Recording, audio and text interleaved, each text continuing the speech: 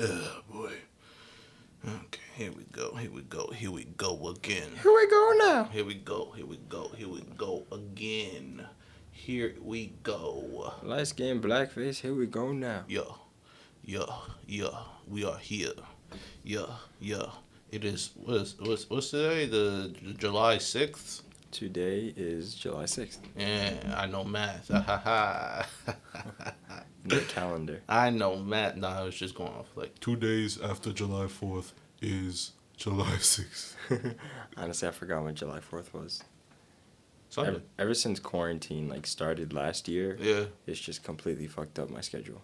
No, I agree with that 100%. But it's just fireworks were popping off. It's kind Well, I didn't really get to see it, so. Oh, you want to talk about that? Yeah, I got stuck in traffic. Uh-huh. I was driving to a pier, or like a waterfront almost. Well, Right. That's exactly what it was. And I got there on time, around 9:30 when the show was supposed to start. It just took me 45 minutes to find parking, and then it was around 10 minutes of walking to get there. So they were pretty much done. Yeah, that's why most people show up early. But me and Zach went, and literally New York looked so fake from one angle. He was like, why does this look like a PNG? He was like, how many frames per second is this? Why does it look like a GIF? That's hilarious. That's where we're heading, though. What? Where technology is going to look like that, where we can't tell what's fake and what's real anymore. Oh, I thought you meant real life is going to start looking more pixelated. And I'd be like, Oh, no, I would hope not. I was like, oh, then we're definitely in the Matrix. I was going to say, yeah, there's definitely a glitch in the Matrix. Yeah, I was like, then we're definitely in the Matrix, and that doesn't bode well for any of us. You know what I'm saying? I don't listen. Especially if you're the chosen one. Bro, because that's the thing. The chosen one wasn't even Agent, Neo. yeah, It was Agent Smith. Yeah. He didn't even know. I know. He didn't even know he was the chosen one. Imagine going your whole life not knowing. Imagine going your whole life thinking you were that nigga. Then you get mollywopped by somebody who's supposed to be the chosen one. And it turns out it was you all along. But you still got mollywopped. You still got mollywopped. But you still got mollywopped, which is hilarious. You the chosen one. And you got beat by the wannabe chosen one. My thing is, How you got beat by a copycat? My thing is, how do you get beat by a dude who like you ones and zeros? Yeah. How ones and zeros lose? Yeah. It's like in the computer. You are the Matrix. Yeah. How did this regular ass nigga just wash you? Yeah. Nigga, you can literally program to not lose. Like you can make it impossible for you to lose. I mean, he just programmed, an unlimited amount of himself. Oh yeah, Because he thought that was smart. That was really cool. It's like one of me can't beat him, maybe 2 or 10 or 20 or 50. Maybe 10,000 of me can. It's like, God damn it, nigga, if 10,000 can't beat him, try something else. Nigga, it's like, if 10,000 of you can't beat him, nigga, then you're not the chosen one. Maybe it's just that. Maybe we should stop telling these kids that they're special. How about that? Huh? I agree with that. Okay, in what sense? Because I was making a joke, but I kind of agree with it. No, I've been thinking about that. Okay. This whole system where you get, rewarded for when you do something good. Okay. In the eyes of people who don't. I think that's very detrimental to children's psyche. I agree with that. Like, for example, Let's say if you get a 90 on a math test, you get the star. It's like, okay, look, the best grade in the class, right? Whatever. Right. And then somebody gets a 40. You're not acknowledging the fact that they tried, so it fucks up their self-esteem. It's like, I tried. I can't help the fact that I got that 40. I was thinking in a different way, like participation awards, like those. I don't agree with. Nigga, if you get a Those I definitely don't agree with. Yeah, you shouldn't. Here's the thing: you get a 40 on a test, unless there are extraneous circumstances. Mm-hmm. Nigga, you got 40 on a test. I don't think you should be rewarded for even getting a 90 on a test. I think you should be rewarded for projects, but. Nigga, I don't think we should have homework, but that's besides. No, I agree with that. I think as well. it should be quizzes and tests and then projects. Yeah. But besides that, I think homework is dumb. Exactly, I agree with that, and that's why, because I want to be a professor. Right. That's the one thing I've thought about. Yeah. Aside from because I spoke with you privately about it, how I battled with the decision of going either into high school or college. Right. But the biggest difference is I can do much more in college Like, I know that the information I would have and that I could bring to high schoolers would be amazing. It could definitely drastically change the course of their life. Right. But I would be hindered too much, and it would be a losing uphill battle. I mean, yeah, but I would be able to be much more free. But you would probably be more influential on those high schoolers. I would be. Than you would be on a college. On the college student, exactly. Because I can tell you from personal experience, when I was in college, I did not give a fuck about my professor. No, I bet. There were some people who did, but like I promise you, cause I had I can just leave. I don't even have to show up to class sometimes if I don't feel like it. Like if I'm feeling like not really the best, and I can just leave. Nigga, I can do that. But in high school, when it's like you have to go to these classes and you're forced to go to these classes, and someone is making it bearable, to me that makes more of a difference. You see what I'm saying? No, I get that. Yeah, and I feel like because I know I roast you, and it's always fun, and I will continue to. However, I think you in particular would be a blessing to those kids in high school. I appreciate that. 100%. I appreciate that. 100%. I'm not even bullshitting because I like the bullshit, but this time I'm not. Like 100%, I think you in particular would be just like a breath of fresh air for these kids. Yeah. Especially because you know how it was in high school, especially with college people have their circumstances, right? But you made it to college. Yeah, you made you made it to college. Whatever you do after that is what you do after that. Mm-hmm. But for high school, especially where their brains are in the development stage, it is so easy and they're so hormonal, and it's just you're so all over the place. And let's say you don't have the best home life. Yeah. For that teacher who was there in high school, it was a breath of fresh air. There was teachers, and I remember my teachers in high school more than I remember any professor I ever had. You know what I'm saying? And that's because I had to be there, and whether it was good or bad, I had to interact with them. Whether it was good or bad, it didn't matter. But they influenced me more. You know what I'm saying? Yeah. And I feel like you, who you are, who I know you to be, do college if you want to do college. But I think you would kill it as a high school teacher. Yeah, 100%. I've had the same thought for sure, but I'm in the stage where it's like, I'm just gonna take it one step at a time. That's I'm not fair. gonna try and focus on the end result. I just gotta. That's fair. Just gotta walk the journey. But I would love to do either, honestly. Yeah, that's because fair. I don't believe in homework. Yeah. I don't think it's beneficial. I think it distracts them from what they learned in class. Mm-hmm. It takes away the drive and motivation to even want to read your own notes. Mm-hmm. You don't know what the kid's home life is like. You have no idea if they're helping raise siblings. You don't even know if they're working jobs. Mm-hmm. You have no idea. So I don't think. Especially with the kids who y'all hear that plane? I hope you do. I hope y'all hear that plane.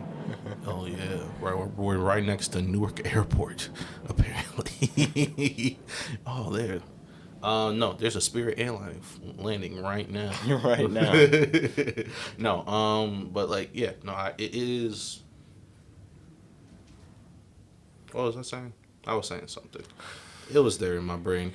As this podcast goes, you'll learn that I'll start a sentence and then we'll never finish it because my brain is stupid. It was a response to me talking about my acknowledgement of me either becoming a professor or a teacher and how I don't believe in homework. Oh, yeah.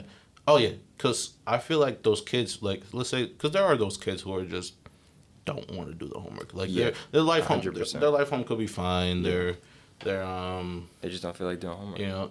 They just don't feel like doing homework. But that'll be shown in the quizzes and in the tests. All I give a fuck about is do you know the information? Exactly. I don't have to put my ego over yours. That's such a pussy thing to do. Yeah, adults especially, I don't get why the fuck they do that to these children. They're children at the end of the day. Yeah. They're 14-year-olds. Yeah. And if you get a C, then you know it pretty well. Yeah, and it's like, yeah, I want to be very real with students. Right. In college, I don't think I'm going to call them that. I think that's just so... I mean, in college, they'll be calling you by your first name. I don't give a fuck. No, I know. I'm just letting you know. Yeah, I'm like, all right, my name's Petros. Yeah. It's not Professor shit. It's just Petros. I'm calling you Professor Shit now.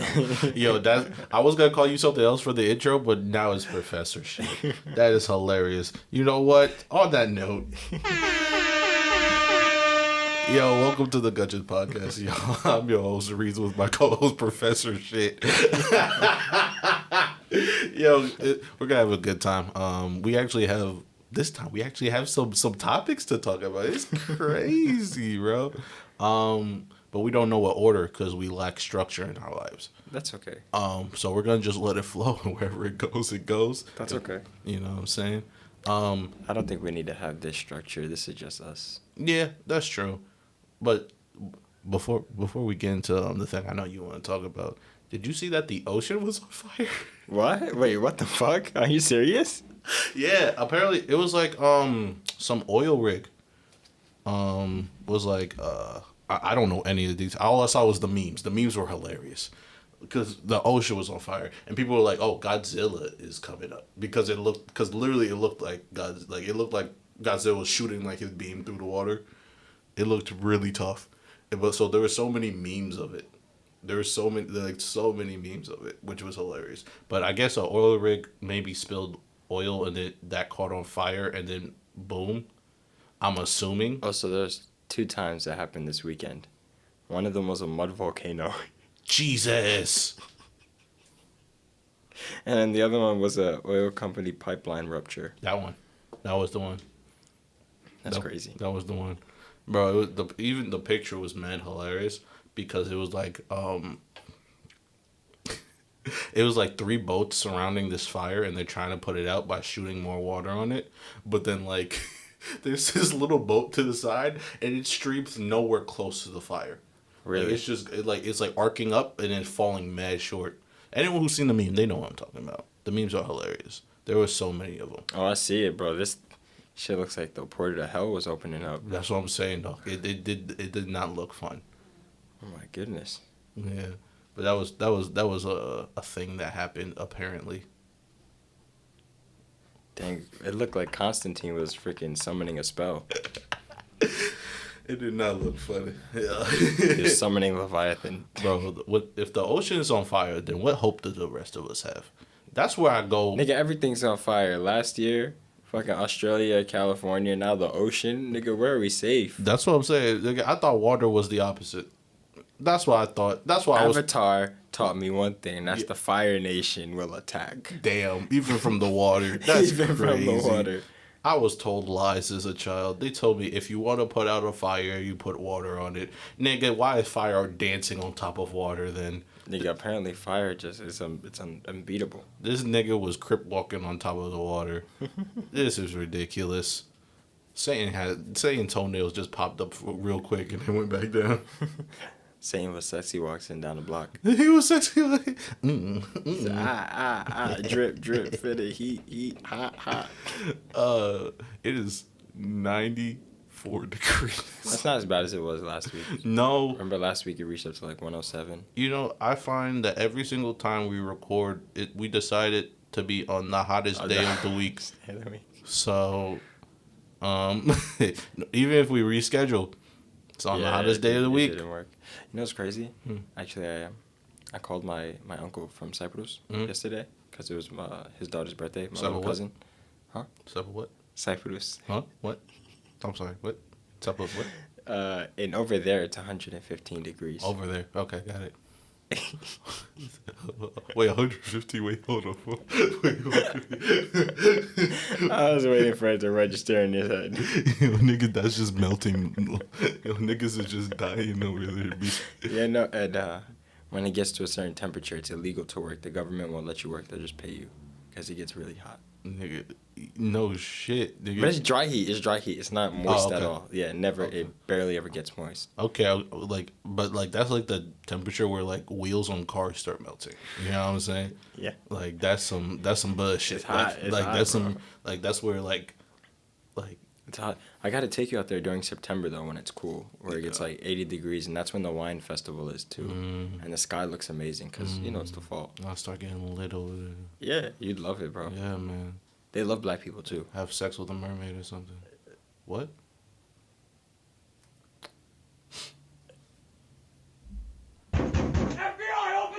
Huh? Oh, wow. Yo, what is wrong with you? What I say? What did I say?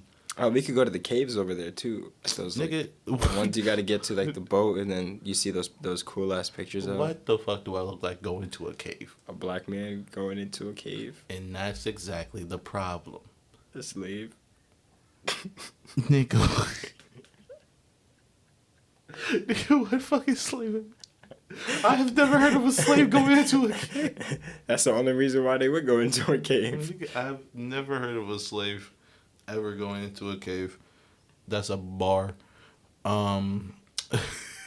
Slave in a cave. Sounds like a Dr. Seuss book.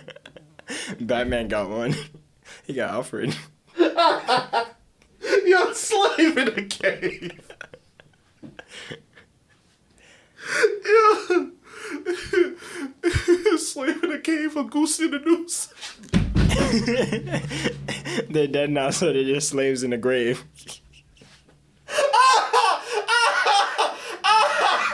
Yo, that's so stupid, yo. Why does that sound like a Dr. Seuss book? Oh shit. Oh man, my brain has been like deep fried from this heat. This is the dumbest joke I've ever thought was funny. Slave in a cave is the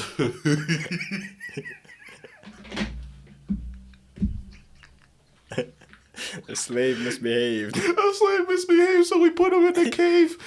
In the cave, he saw a goose with a noose. A crip with a whip. A blood with no drip. Ah! Oh.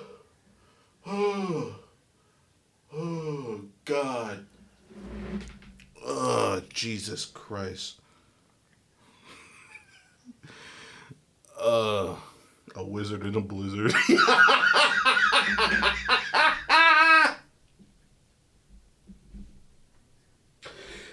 Ah, Jesus. Oh, we need like really racist Dr. Seuss books. A cat in a trap. Oh, we need like I need like just like racist ones. like really like just awful like a wetback in a sack type. Like, you know what I'm saying? Like just like something horrible. Like something I need the really bad ones. So.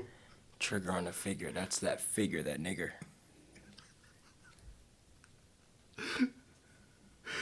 Oh God.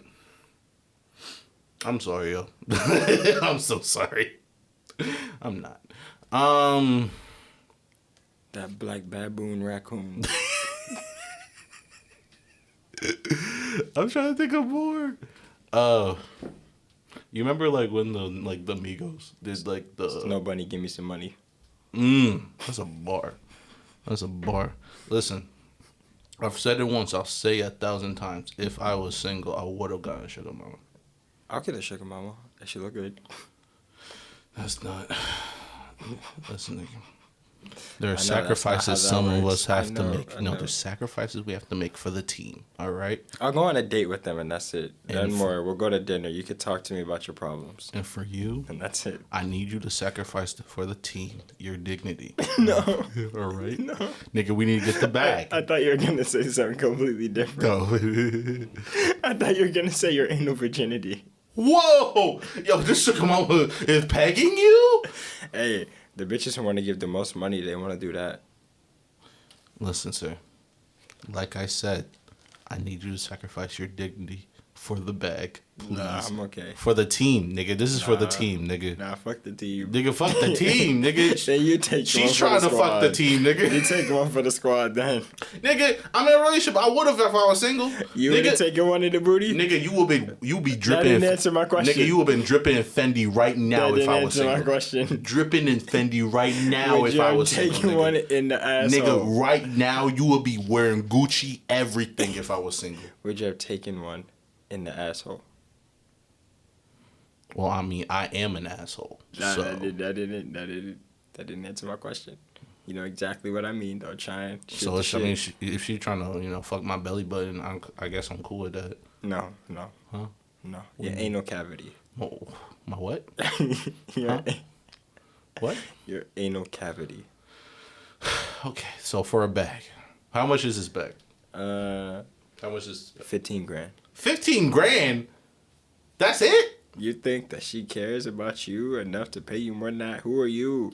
You're not famous yet. A virgin. And that makes me more valuable. All right, so let's say 105,000.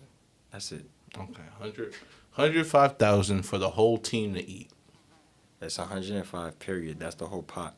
That's the whole pot. Like I don't get this like on a regular basis. Nah, that's the whole. That's it, pot, nigga, for that one time. Man, fuck that, nigga. What for that one time, nigga. No, nigga. I'm talking about a continuous stream of income. 105 every time you take it in the ass. Yes, sir.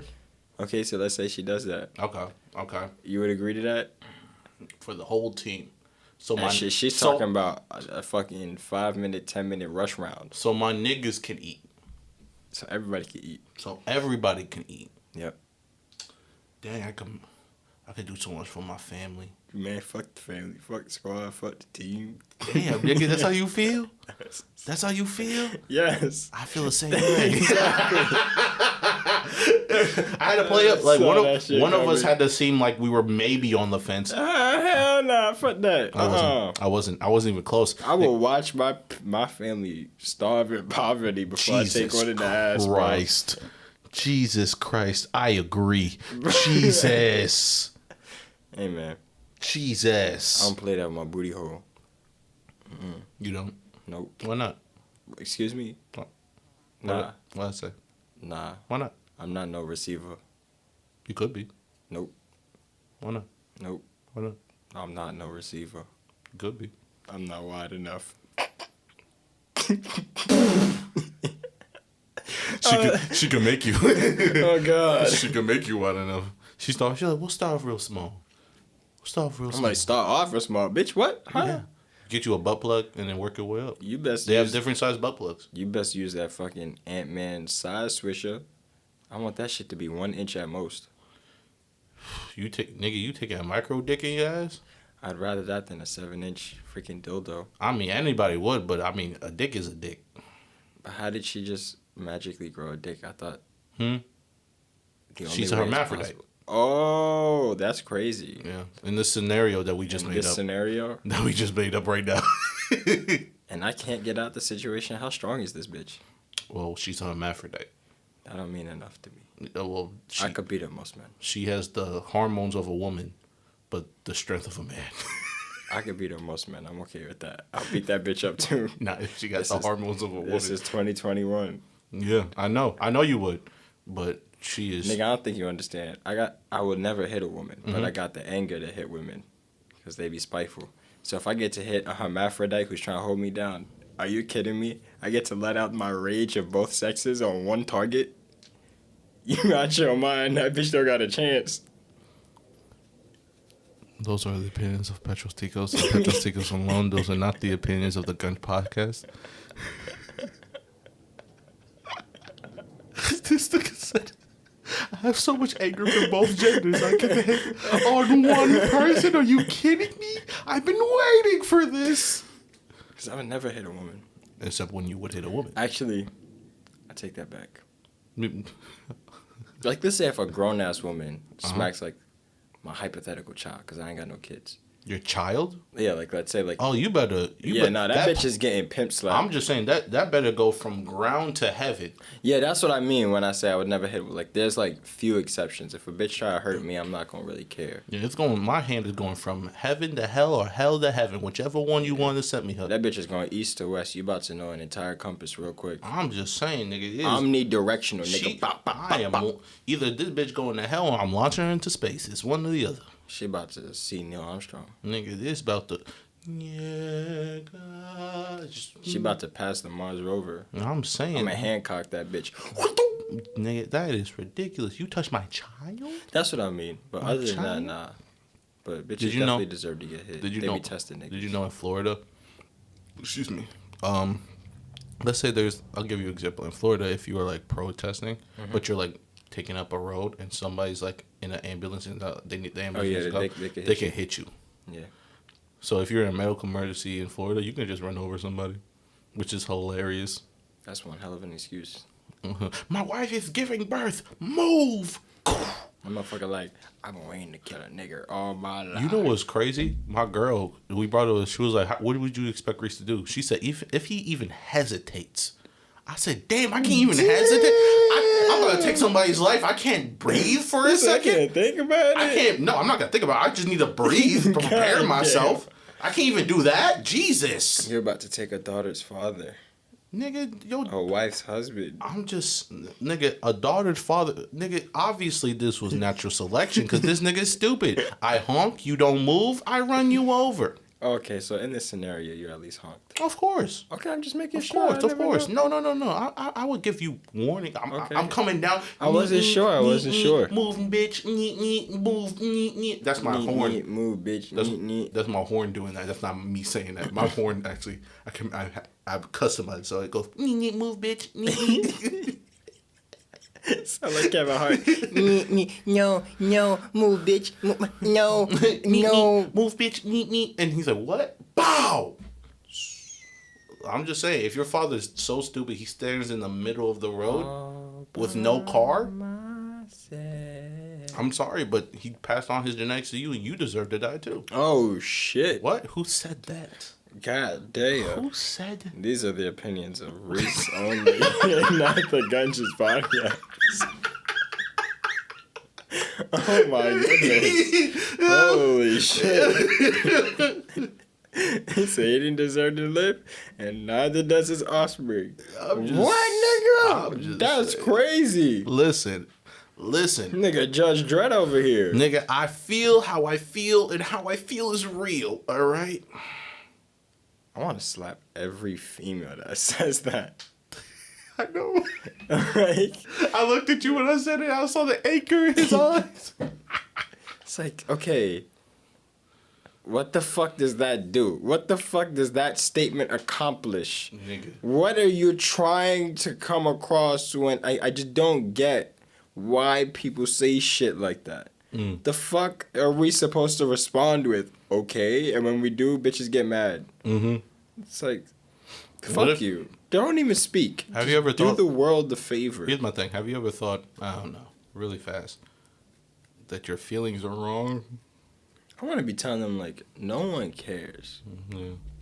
Like, on some, you could drop dead and 7.6 billion people will forget you ever existed. They get 7.6 billion don't even know you existed. Exactly. You are so infinitesimal and menial to the meaning of life. Speaking of feelings that I don't give a fuck about, did you hear about this nigga who went transracial? Huh? Okay, I'll explain. Oh, wait. I'll explain it. Let's see if you know, all right? There was this dude, this white dude, became a very big fan of K-pop. Okay, yeah. Very big fan of K-pop. Yes, I heard about So this. he decided, I'm going to become Korean. That's like that that other bitch, Rachel or something. Rachel She's Dolezal. white. And Rachel Dolezal. She thinks that she qualifies as black. Yeah, Rachel Dolezal. That's her name. Yeah, so he got the surgery to look Korean. Yeah. And that nigga don't look Korean at all. That's all the big... There's a problem with all these trans rights. Oh, we're getting into this. No, all I'm right. dead ass because, like... Here we go. Allowing, like, trans rights has...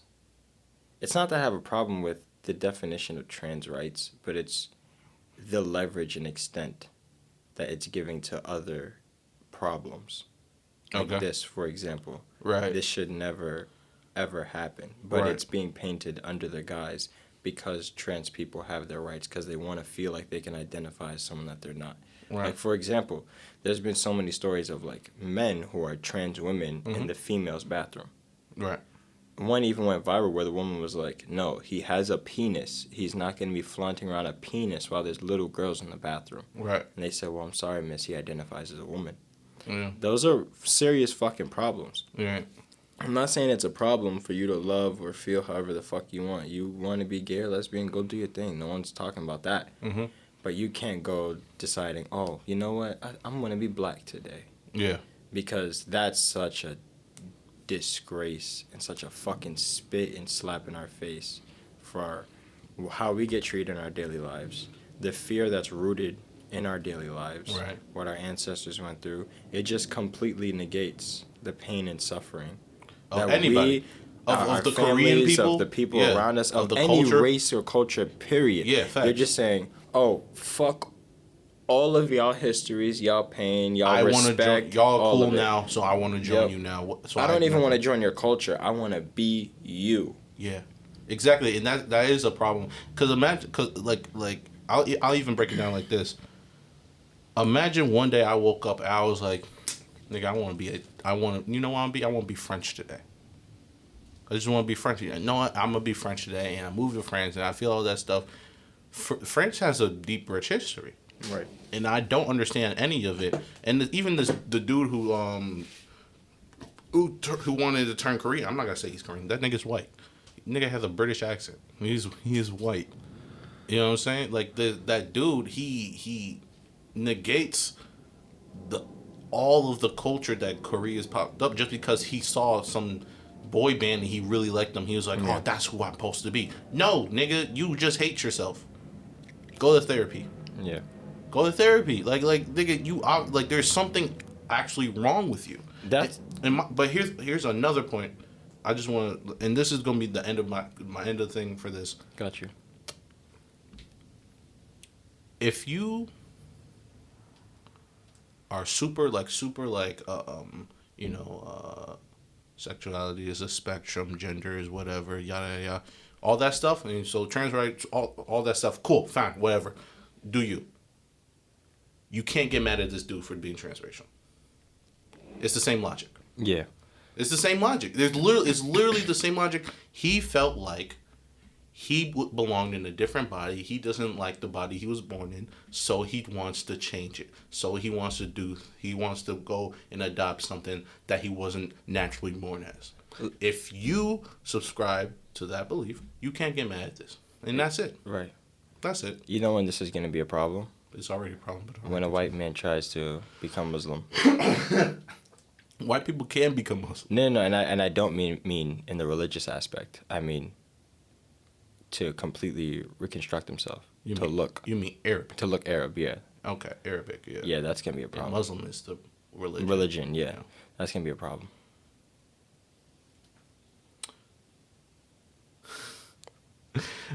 I'm telling you, they're going to be like, no, we don't fuck with that shit. Y'all keep y'all little Westerner shit over there. Y'all keep that bullshit over there. You're not bringing that over here. You know, you low-key right, because no one's going to give a fuck if it's a black dude. Hell no. If he turns into a black, no one gives a fuck. No one's going to give a fuck. And that's what's also stupid. Annoying.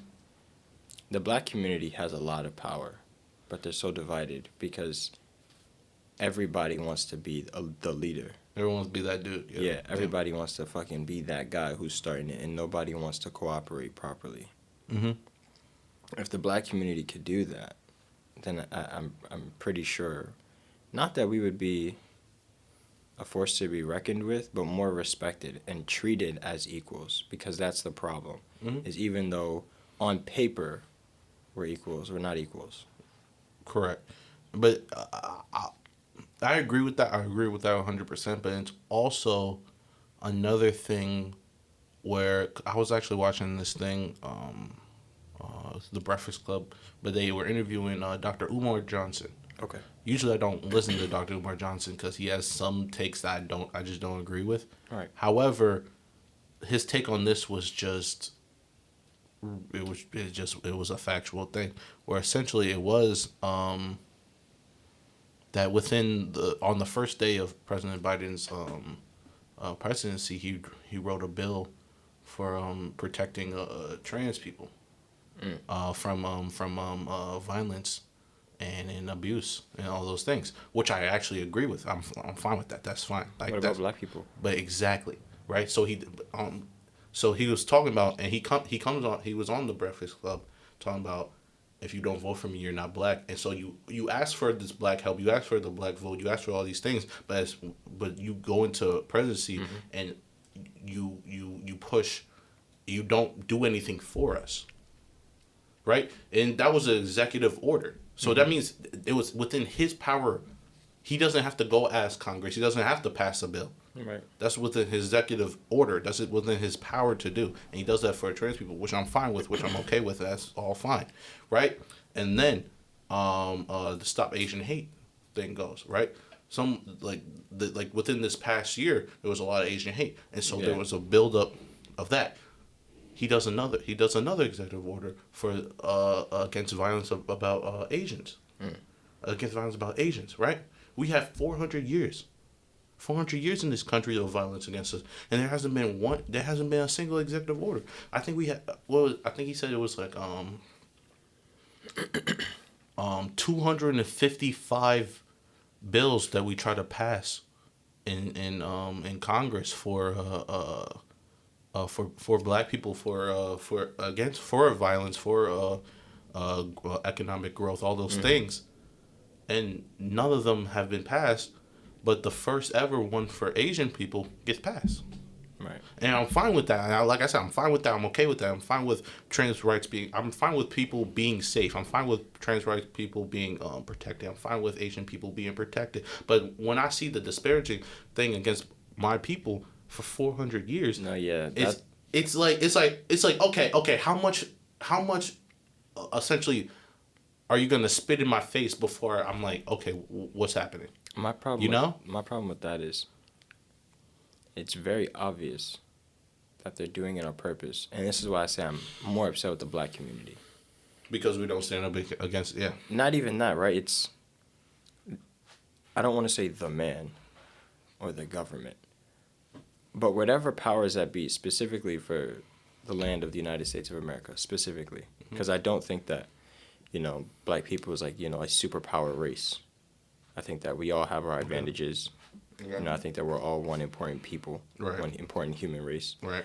However, with Black people specifically and in this country, why the powers that be will never allow us to be collected again. Because it all stems from media. It all stems from where we're getting our information from. When we lack hope and we lack inspiration, we look from these celebrities or icons, these idols. Right. We look towards them and their image, and we try to replicate that. Right. Because we want hope. Right. It's like, if they can do it and they're a regular person, maybe I can too. Mm-hmm. Maybe I could just follow their ways. Mm-hmm.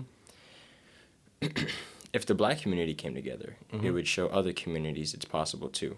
Because the Black community is the one that deserves a community. But that's It's the one where we need our equal rights. It's if Black people can do it in this country, it's possible for anyone else. Yeah, I 100% agree with that. But my argument would be that every other people have a community.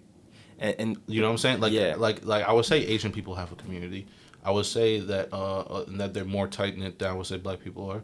I would say that Jewish people have a community. For sure. And they're definitely more For sure. tight knit than Black people are. I would say Hispanics have a community.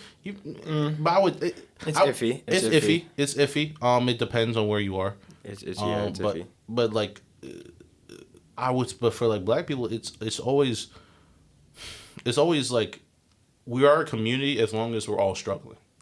You know what I'm saying? Yeah. Like, it's like we're a community as long as we're all doing bad. But if one of us is doing good, then I have to tear that person down. And Not even it's that. the crabs in the barrel analogy, essentially. Yeah. It's like that too, and the one who finally gets out Doesn't want to share. Doesn't want to share. Yeah. It's like, I struggled. I went through the grind. Why do I have to just make it easier for you? And that, I'm like, why would you want to make it harder? Why do you have that thought process? Like, not even to like another grown adult, right? Right. Let's say if you have malice, it would make sense towards an adult, but towards children, But- towards the younger generation, but why not educate them? To me, I can understand that mindset as well, because it's also like, example, Jay-Z. When Jay-Z be selling his companies, people be getting mad at him. They're like, oh, it was a Black-owned business, but then Jay-Z sold out to them. Like, no, that's what white people be doing all the time. They be selling companies. Yeah. You know what I'm saying? You're Like, just making business moves. You're making business move, and then you sell the company. But like, or you make the business, right, and then you sell the company, but you stay on the board. Yeah. Like, that's true diversity. Yeah. Right? That's what it is. That's true diversity, is when you have people of different mixtures on pretty much every level, whether the executive to the grunt work, essentially. Mm-hmm. Like, that's true diversity, but people don't want to be like, it's still Black owned even if a white person is part of it. Yeah. Exactly. It doesn't take it away just because there's a white person. Yeah, there. just because it's not 100% doesn't mean that doesn't matter. It's like, And if you want to get technical, white people are black anyway, so it's still a black-owned business. I don't want to get technical because that gets messy, and because It does also get messy. white people don't acknowledge that. So like, why would I? I'm not gonna force that on you. It gets You know messy what I'm saying? I'm not gonna force it on you. because those same white people believed that Christopher Columbus was a good man. Yes. The same white people celebrate all types of holidays. They celebrate Thanksgiving because it's a day of Thanksgiving, when really it's not. Right. Yeah, especially here's the thing. I don't blame the white people today for thinking Christopher Columbus. No. For me, the people I blame is those people where we found out he was not that good of a dude, and They still taught us. and anyway. they would no, not even that, but they were like, because it happened like I think during the pandemic, like during like quarantine last year. What? When when Columbus Day came, and people were like, "Oh, they're trying to take away our Italian heritage. This is discrimination against Italians." I said there was only some people, not everybody did that, but there were some people who said that, and I'm like, "What? You can nigga." I love Rocky, nigga. Like this is not discrimination against Italians. Yeah. You know what I'm saying? Like, nigga, this is a discrimination against one dude. Against a rapist and a murderer. Yeah, against we're celebrating this dude from Massacre. Exactly. Like I don't know about you, but I don't want to raise my kid. Like, imagine if it was, we celebrated Christmas, even though it was about Jesus, but we celebrated Christmas because Santa went around murdering all the bad children. Yeah. Be like, nigga, what? No, that'd be horrible. That'd be some Twilight Zone shit. Yeah, that's horrible. That's Krampus, nigga. That's not Santa. You know what I'm saying? But like, I don't know. I don't know, man. I don't know, man. For me, it's a lack of consistent logic throughout things that bothers me. That's always bothered me. Is like, okay, you think like this over here, but this could be applied over here, and you don't think that way because what? Because you feel differently about this, because this one is closer to you. And I'm not expecting everyone to care about everything, because that's unhealthy too. I don't expect everyone to, because you can't. I can't care about every issue in the world. Yeah, you can't have the mental bandwidth for that. Yeah, because what am I supposed to do? And that leads to so many different things like anxiety and depression, where they're like, oh, I feel like this, but there's kids in Africa who are starving. Like, nigga, yeah, that sucks. That is really sad for them. But I have to look after my day to day. Yeah. You know what I'm saying? I have to talk about things that matter to me. And I don't expect everything to matter to you that matters to me. And that should be fine. That should be fine. I don't expect everything that matters to me to matter to you. Exactly. But we don't accept that. If you don't care about everything and anything, then you are a piece of shit and you should die in a hole. And that is the dumbest type of logic I've ever heard in my life. Yeah. Nigga, especially because those people who say that, all they fucking do is just tweet about it. They don't do anything to it. They don't actually volunteer or sacrifice their time or doing. They just tweet about it. They say, this is bad. I mean, and then again, that's Fuck also off. Where I think the danger, back to do a full circle, of just rewarding people. Yes. For like nonsense. I agree. It gives them that kind of character. I agree. No, 100% agree. But that's exactly why I feel like the dude who gets a 40 shouldn't be rewarded. But that's exactly why. Yeah, on that one, and then also on the opposite, I don't think you should just be rewarded for average shit. I mean, I don't think you should be rewarded for doing good. You should just be doing good in school. I agree. You should be rewarded if you do above average accomplishments. If you have an above average paper, or if you do something that's above average, where it really showcases one specific characteristic in your life that is above the norm, then I think you should get some type of recognition. Correct. I do believe that. Correct. I do. But I think for the average mundane task, I don't think kids should be praised or should be pointed out as the ones who didn't. It should just be, okay, you got this, but we'll work on it. Okay, you did good. Correct. And that's it. It shouldn't be this whole little celebration. That fucks up. For me, it is, because I agree with that. I actually agree with that. The more you talked about it, I was like, okay, yeah, sure. Yeah, that's why I had to explain a little bit more to help my thought process. To yeah, no, like I get like I understand that. For me, it is because I had to think about why in my brain I felt like I had a problem with it. But the problem isn't what you were saying. To me, it's the system behind that, like the school system itself. Right. So I don't think the school system is built so that a kid can get that above average thing. Like every kid can find that above average thing they're good at. You know, because school is built for a certain type of person. It just is. Like some people aren't. I wasn't like I was okay at school. Yeah. But I'm phenomenal at so many other things outside of school. Yeah, it's like you're not academically inclined. Right, but school is so much of our lives in the beginning. Yeah. I think back to it and I didn't think about like school was just pretty much, it was such a huge part of it. Like you think back to it, you're like, wow, my world was so small because I thought school was like the end all be all. If I don't do good here, then I can't do good anywhere else, and that's just not true. That's just not true. So it's built for for a specific type of people. So like for those kids, where the first like 16 years of their life, till essentially they're like 3 to 18. They don't feel special. They don't feel like they can do anything else, or they don't feel like they have a talent or some gift. When everyone does whatever it is, it could be very specific or it can be very broad. Whatever it is, they feel like they can't be seen, and there's a lot of kids like that. Especially since the school system hasn't innovated when so many other things in our country, so many other things in our society has grown, in the process has been become more sophisticated and more developed and whatever. But the school system is pretty much the same way it was like 100 years ago. I've got an idea for how I would build my own private school. Nigga, spread it. Nigga, don't keep that to yourself. Spread that shit, because you can still do it. Yeah. But like, nigga, people need ideas on how to do that shit. I've got ideas. Yeah, man. It would be structured different. It would be less time a day, but it'd be more effective. Because it would be 6 days a week, but it would be 5 hours, 5.5 hours every day. Okay. And there would be. I want it to be very engaging. Okay.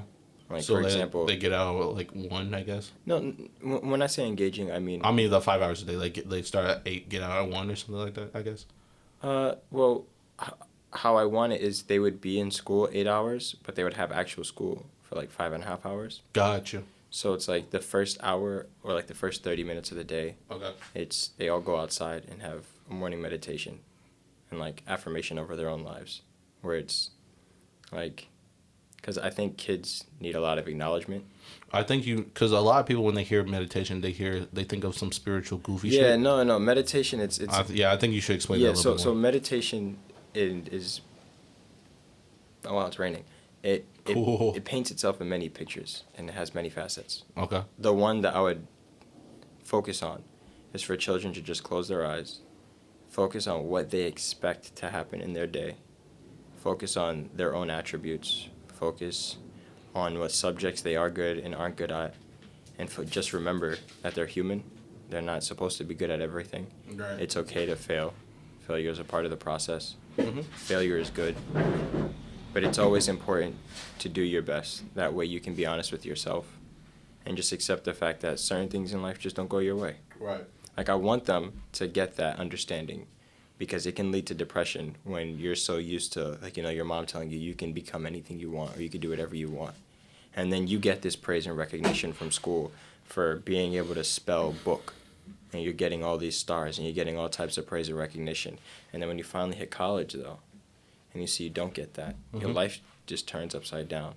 I want to show kids, no, this is a little bit of reality, but I'm going to paint a picture to you where you can understand it and actually grow properly.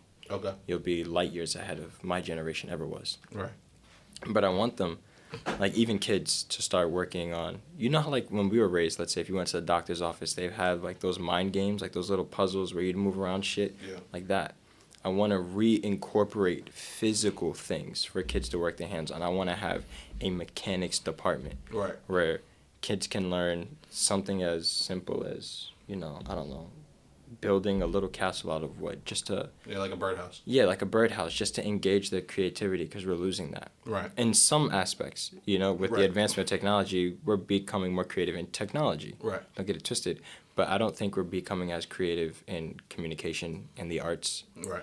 And the arts specifically for music, the music industry is it's going in one way. It's advancing, but it's a little different. It's not as broad as it used to be, like in the '60s, where we had different ranges of music. We had blues, we had jazz, we had classic, but there wasn't we had pop. It wasn't one specific thing. It was, okay, this is doing good.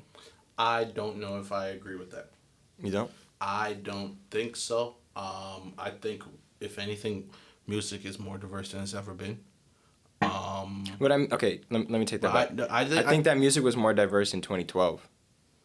But I think that from 2012, it steered a specific direction.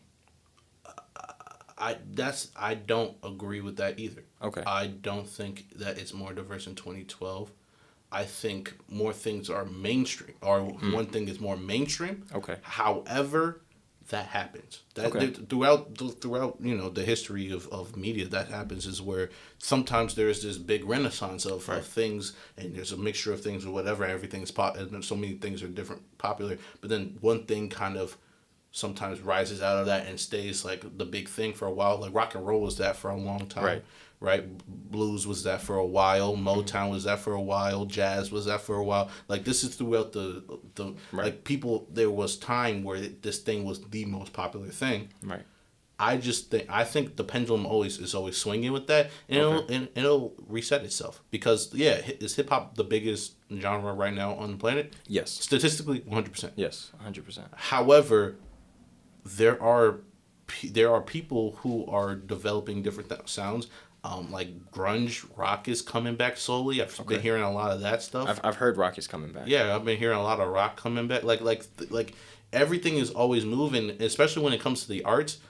The arts, it's always evolving in a different way, and people get bored, especially creative people. They get bored if they're doing the same thing. Yeah. So they're always trying to find different things. So when it comes to arts, I'm never worried about that, because they always find a way. Right. But actually, you were saying? No, I was just saying, for me, sometimes I get annoyed with the people who do the arts. The people who do the arts, sometimes I can get behind that. They are so into their feelings, which I'm fine with feelings. Like, I don't want to come off as the dude who's like, yo, fuck your feelings, nothing matters but your feelings. No, I think your feelings are valid. I think your feelings are something that should be taken into consideration. I just don't think they should be the driving force of whatever you're doing. Right. Of everything you're doing, should I say. If you have feelings and you want to paint it out, or you want to make music about it, or you want to, or whatever, that's fine. That's an outlet for you to use your feelings. However, when it comes to your day-to-day and all you focus on is your id, all you focus on is how you feel in that moment, how you feel, I feel like this, or I feel like it should be like that because my feelings say so. That is so destructive. That's why I feel like a lot of people who are in the arts suffer with so many mental illnesses, so many addictions, so many different things, because they are so creative, but they get hung up in their feelings. And feelings should be in the passenger seat. They shouldn't be the one driving. Right. They should be something that you take into consideration. There should be something that you check on. There should be something that you look into and you maneuver. Yeah. However, they should never, and I'll stand by this, never be the thing that you use that drives your day to day. I will always believe that. I agree, but not to veer off too much from the topic. No, go ahead. I want to have back to the school. So meditation for the first 30 minutes, and then tactile things. And a part of the meditation, I want the teachers to affirm the children and say, I want you all to know, regardless of anyone's individual performance, you are all wonderful children. Right. I think children need to hear that. I think it's very important. I agree. To especially remind them, regardless of someone's advanced physical attributes or academic attributes, you're all equal and you're all wonderful. Right. I think is very important. Right. For their mental growth. Yes. I also want to have mandatory electives like self-defense classes. Because it's the art of martial arts is nothing about fighting. It is about discipline. It's about discipline. It's about respect. Protecting. Yes, that's literally all it is. Honor, all those stuff. Exactly, because when you know you can take someone's life, you respect life much more because you see how fragile it is. Yeah. When you're untrained, you don't recognize how fragile life is. Yeah. And the effect of what it could have on someone else's life. Yes. Like, the thought of, let's say... You almost become more compassionate. Yes. Like, the thought of, let's say, hitting somebody at the wrong spot could paralyze them. That shit sounds cool on book or on paper or seen in an anime. Yeah. But in real life... That is debilitating. It's debilitating. Yeah. What it does to your character is an innocence that you lose, that you lack. Yeah. You learn a lot of empathy through martial arts. Yes. 100%. It's important. And you recognize that doesn't matter how big or small someone is, you have no idea what people are capable of. Yes, 100%. You really do. So you're like, you know what? I give everybody respect. I actually, whenever I'm walking down the street, if I see a short dude, but I think, like, I see some, like, shoulder to him, I'm like, oh, that dude's a problem. Yeah, when I see, like short kings, I respect you guys. My short kings, I respect y'all. Have you ever just, like, watched people? Yes. All the time, actually. Okay, so here's what I mean by that.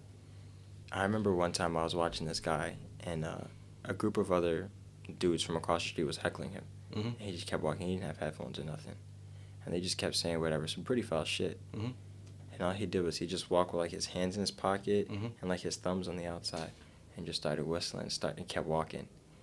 I watched him do that. He kicked his head up high and just put his chest out. I was like, yeah, no, that's a problem. Yeah. A dude who has that kind of confidence is somebody who knows, maybe I'm not going to beat you all up, but one of y'all are going to hate everybody. Yeah. That's 100%. Mm-hmm. No, I agree with that. 100%. There's always, like, if you see a group of dudes and there's one dude walking by himself and they're saying my wild shit to him and he starts laughing, oh my God, that nigga is an issue. That means, oh, he's probably killed before. He's like, y'all don't understand. This laugh is saving y'all. Nigga, I don't think you understand. He is controlling himself from ripping out your lyrics. Yeah. You guys don't whatever. You know, I actually finally watched the movie Nobody. And after this, I'm going to go back on the conversation. What movie is that? It's with the guy from Don't Call Saul. Better Not Call Saul or something like that. Oh, yes. I know exactly. Okay. The main character, how they got the idea for the movie was he did have an actual home break-in. And he had the thought, because that's how it plays out in the movie, spoiler alert. Right. Was the guy's about to, like, beat the shit out of them. And then he catches himself. Mm-hmm. But he's like an assassin or whatever. Yeah. And he said he looked down the barrel of the gun and he saw there were no bullets. He's like, these guys didn't even come with the intent to kill. So he didn't do anything. Right. And then I thought about that because he explains it later on in the movie. It's, if I let myself go, like fully, and I beat them or whatever, he said that's like feeding a beast that's been starved. But as soon as he gets a taste of that action, there's no stopping him. Right. And I thought about that. I was like, yeah, no, that's real. Right. And that's definitely what martial arts teaches you. Yeah, that's real. There is a hunger, there is a beast, there is an animal inside of you. Yeah. Especially for alphas. Yeah. It's there. Don't get it twisted. Always. But it is very important to keep it at bay. And yeah, and that's the thing. And I don't want to sound like arrogant or whatever, but ever since I was a kid, I was always stronger than other people. Right. It was just how I naturally was built. How you're built. So the way my dad raised me was with, hey, this is a gift, but it's also a responsibility. Yeah. And with this responsibility, you could hurt or you could help people. Mm-hmm. You need to decide which one you want to do, what type of person you want to be. Mm-hmm. And he pushed that. And I was, for years, I was very, I resented it. I resented the strength. Okay. Because it was, I can't even use this, so what's the point of having it? Yeah. Because one, people didn't, like, I didn't get into a lot of fights. But when I did, it always ended very quickly. Right. So it was like, okay, I did feel that beast. I did feel that thing in me where it was like, oh, I want to keep going. But the dude is already knocked out. I can't. If I keep going, he'll just die, and then I'll be a murderer, and I ain't going to prison. I'm chilling on that. So it was always that thing where it was like, okay, this is a responsibility. I never asked for this responsibility, but I have it. And so for years I resented that. I resented having that strength because it was to me a burden. And so I would see people, and they look at me, they'd be like, man, Reese, I really wish I could do what you do. I'm like, you don't. Yeah. You don't, because you would realize it's more of a burden. There's a responsibility. There's a responsibility come with it, and people who negate that responsibility are killers. Yeah. You know, or murderers, or people who didn't care. Yeah. And I care, unfortunately. I care a lot, and so, but only now recently, have I become more accepting of it. Have I thought, I was like, okay, it is a thing to have. And it's the thing to use only when you need it. Yeah. But even when you use it, you need to have control. Essentially, what you were talking about. Yeah. Is that control is everything, and that's been kind of my whole life. And here's the thing: for people who feel like they have to control everything, or feel like or control a certain aspect of your life, because I felt like I always had to control my strength. You need to find that thing you can actually just let go of that control and just wild out on. Yeah.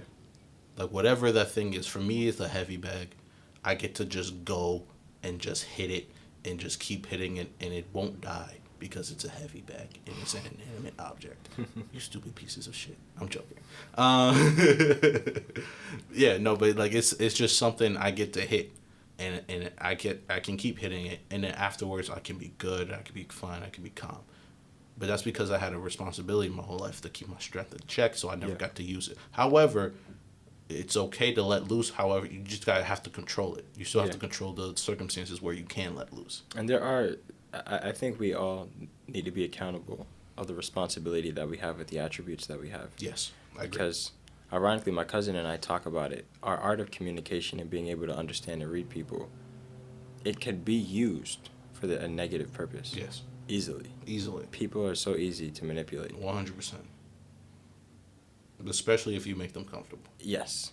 And with that attribute, it is my responsibility to use it in a positive manner. Yes. And not negatively. Yeah. With every human being, they have some type of attribute that should be fine-tuned in a positive manner, and that's something that I would want to do in a school. Right. Is help these individuals find out what that attribute is, however many there are, right, and use it for the betterment of humanity. Because I think this whole live your own life philosophy is very detrimental. It's very individual. It is. Well, it's very interesting, especially in American culture. We like doing the very we have a very individualistic mindset. We have a very selfish mindset. It's a very individualistic mindset,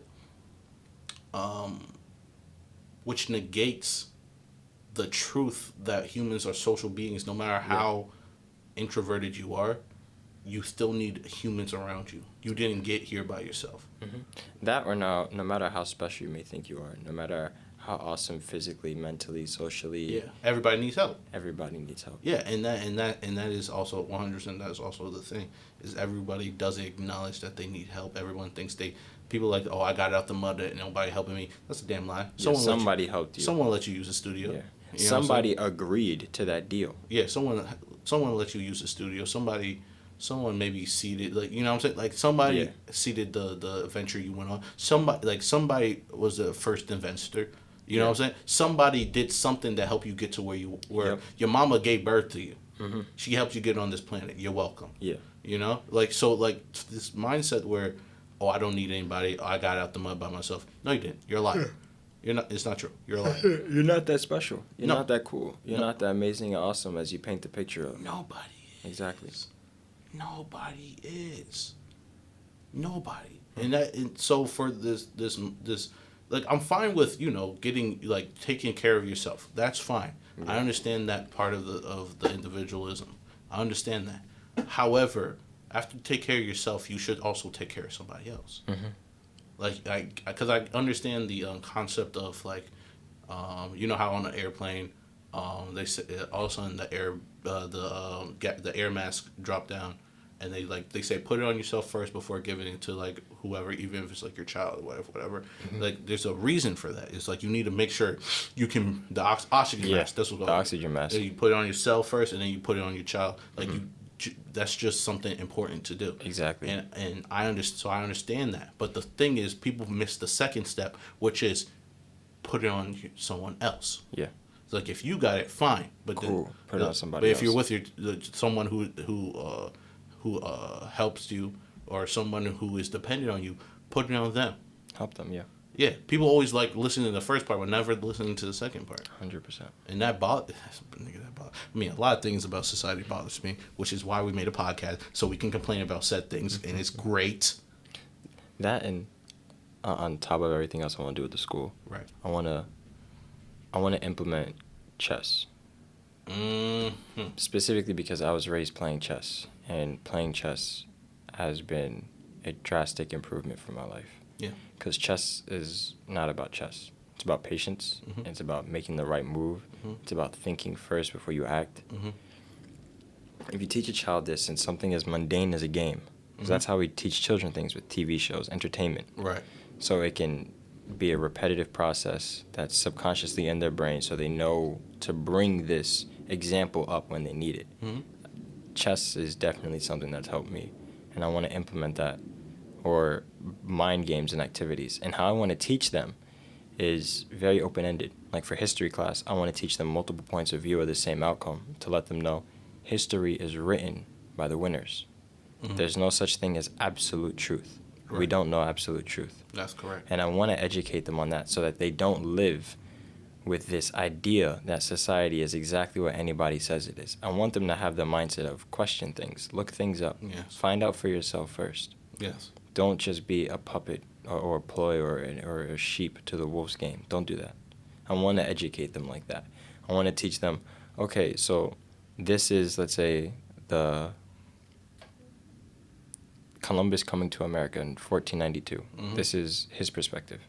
Now this is the indigenous colonies' perspective of him being there. This is his crewsmen, their perspective, their accounts, what they had to say. Right. So what do you have to say about Columbus Day? Right. Like, things like that. I don't want to tell them how to feel. I want to just figure them. I want to provide them with the information. I want them to know the access to the information is here in the school. Uh-huh. I am here to help guide them along the process of education, but I will not tell them what to do. That concept was introduced to me recently because I was listening to an interview that Will Smith was in. And sometimes Will Smith be a little bit corny, but like he does have gold. Yeah. Because it's just like now Will Smith is always trying to kind of always be a little bit deep. Yeah, a little motivational. He's like in just the concept of. I'm like, all right, Will, chill out. But there was one thing that he said recently that I actually 100% I was like, wow, that's really good. Is, are you trying to give the person advice or are you trying to give them information? Yeah. Advice is people trying to tell you how you should do it the way they did it. Mm-hmm. Information is giving the person the information so they can do it however they're going to do it. How they're going to do exactly. And I think that's very powerful, especially since there is no one way of doing things. Yeah. There's no one way of thinking. There's no one way of... there's absolute truths, absolutely, but some things are gray. Some things are... A lot of things are gray. You're right. A lot of things... There are very few things that are absolute truths. And a majority of things are gray. 2 + 2 will always equal 4. Yeah. Even if you feel different, it will equal 4. Yeah. However, there are gray things. I don't know. I can't think of one right now. Damn, I can't think of anything that's gray. But they exist. They exist. But that was one thing that Will Smith said that I was like, damn, that is so true. Are you giving advice or are you giving information? This made me rethink how I've been giving people advice, and I'm like, okay, I'm gonna try and just give information from now on, and let them do what they're gonna do. Yeah. You can give your opinion, obviously, but don't try to push your advice on somebody. Just. But normally people ask me for my advice, especially if it's because and I've been doing this, I'd say, within the past couple months. Okay. I'll tell them, I need you to understand something. I'm your friend. Mm-hmm. I'm nobody else's friend. Yeah. So be patient with me on trying to give you objective advice. Yeah. Because the last thing I want to do is give you advice that hinders a relationship with you and someone else just because I don't like them. Yes. And that's, I think it's important That's exactly how I brought when I was in my relationship, especially in the beginning. Yes. With our when me and my girl, we would have our problems. I didn't tell anybody who was close to me about it. If anything, I would go to people who were close to her. Right. Because they love her more than they love me. Exactly. And so they would give me better advice than if I went to somebody who loves me more than they love her. Exactly. Because the person who loves me more than they love her, I'm gonna give you defensive advice. Well, yeah, be like, nigga, fuck her, nigga, drop her, nigga, she hurt you like that, nigga, fuck that, nigga, fuck that, and I'll be like, you a king, nigga, rise up, rise up, nigga, these nigga, they don't deserve you, nigga, like you know what I'm saying? Cause there's like 100 other million girls in the U.S. alone. Yeah, and alone. Yeah, exactly, and not only that, but even after you get past your problem, you could forgive that person, exactly, but your friends won't. Yeah. And so now that image of that person is tainted in your friend's mind forever. And they'll always think about, oh man, they ain't as good as they. Like that's just what it is. Like that's human nature. So that's why I'm saying not everyone has access to this, but I'm very blessed where I can go to someone who loves her more than they love me, and ask for advice. I understand not everyone has that privilege. Right. I get that. But if you do, I do suggest you do that. Right. Instead of going to maybe your boys, especially, and no offense, bro, but especially if your boys are like single, they just don't understand. They don't get it. They're not in that mindset, and it's not no fault of their own. They're just not in that mindset. Exactly. They're just not. It's just that is what it is. They're just not in that mindset, and it's fine. It's important. Like my father's always told me this, and this is why it's helped me with asking the right questions growing up. And that's, if you're trying to learn how to swim, would you try to learn from somebody who habitually drowns or who's a good swimmer? Yo, how you habitually drown, nigga? You dead. Well, yo, how this nigga's invincible? Nigga, I'm asking you, how did you live so long?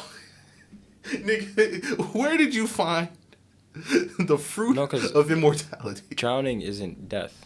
Yeah. Well, if I got stabbed, I was stabbed. That doesn't mean I died, though. It's not the same thing at all. No, it is. No, drowning is you die. Almost drowning is you almost drown. Drowning is when your lungs are filled with water and asphyxiated and you lose consciousness. Yeah, you die. No, you just lose consciousness. That's drowning. You're dead. No. If your lungs are full of water, right, that means you're dead. However, you can be brought back, but if you die and didn't get brought back, you died. You drowned then, but if you almost drowned, right, then you didn't drown. Like I almost drowned. Like I was underwater and I couldn't breathe, but I didn't die. Oh, okay. Wait, no. So then you're right. You're right. I know. He just looked it up for everybody on the podcast. He just looked it up. Because you know why I know this? You know why I know this? And I'm glad I'm approaching it like this. The person who told me about the difference between almost drowning and drowning yelled it at me. And so they were like, nigga, you're fucking stupid, nigga. That's not drowning, nigga. That's not what drowning is. Moment. And I was just like, okay. I was like 7 years old. I was like, nigga, I don't know. My alphabet even that good, nigga. I don't know what you expect from me. But okay. So yeah, that's why I was like, yeah, if it's drowning is you die.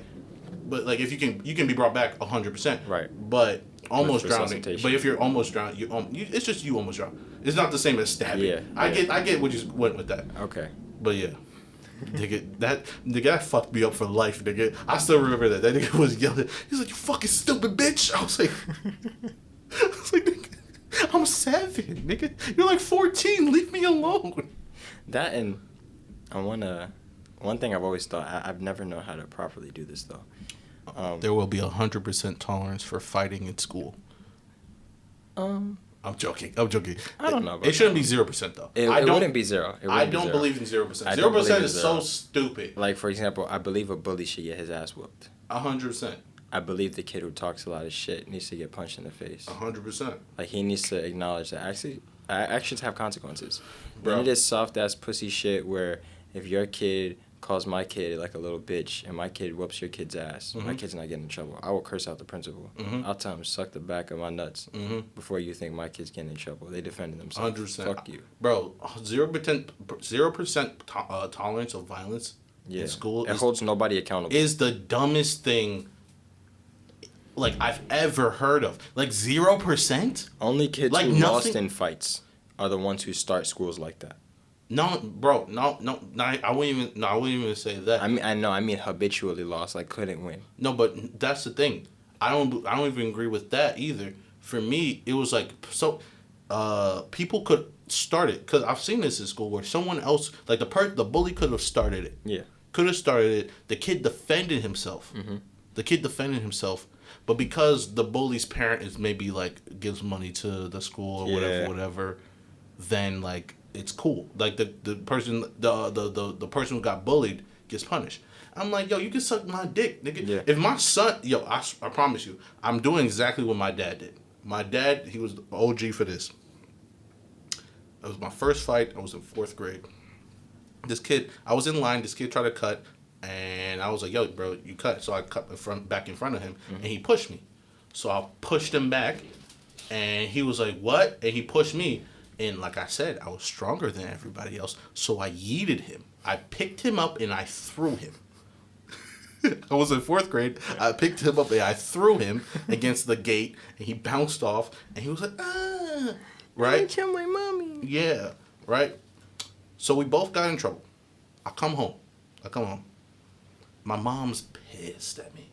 She's like, how could you get into a fight? I can't believe this. And I'm like, I was like, well, he pushed me first. Da, da, da. And she was like, what do you mean he pushed you first? You're like, you should never fight. Da, da, da, da. I'm like, what the fuck are you talking about? I didn't say what the fuck because I was in 4th grade. But I would tell my kid, attaboy. Now tell me what happened. Right. My dad comes home. My mom, she's like, wait until your father gets home. The worst words a child could hear. If you have a daddy, you know. If you don't have a daddy, I'm sorry. If you don't have a daddy, you ain't got nothing to worry about. You got a lot of other things to worry about, like daddy. But not your daddy coming home. But not your daddy coming home. Yo.